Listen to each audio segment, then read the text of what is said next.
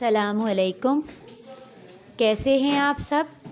उम्मीद करती हूँ आप सब खैरियत से होंगे। हमारा सबक था सेहत की हिफाजत। हमारा सबक क्या था? सेहत की हिफाजत। उसका सफ़ा नंबर 42, सवाल नंबर है 9। ठीक है। सुबह की सैर पर 75 अल्फाज पर मुश्तमिल मज़मून लिखिए। ठीक है।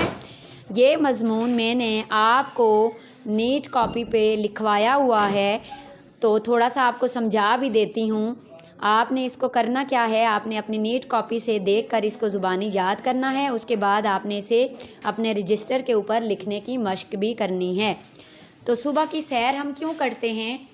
सुबह की सैर करने से क्या होता है कि जब सुबह सुबह हम उठते हैं और नाश्ता करने से पहले हम सैर करने चले जाते हैं, तो क्या होता है कि सुबह की जो ताज़ा ठंडी हवाएं होती हैं, उनसे एकदम जो है हमारा जिस्म जो है वो हशाश बशाश हो जाता है।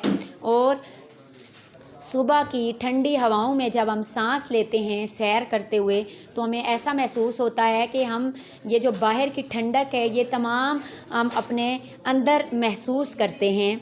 ठीक है।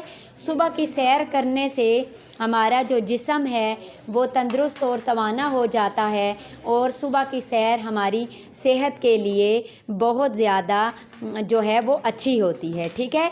ये जो है सुबह की सैर, आपका मज़मून आपकी नीट कॉपी के ऊपर लिखा हुआ है। आपने इस मज़मून को ज़ुबानी अपनी नीट कॉपी से देख के ज़ुबानी याद करना है। उसके बाद आपने इसको अपने रफ़ रजिस्टर के ऊपर लिखने की मशक भी करनी है। ठीक है।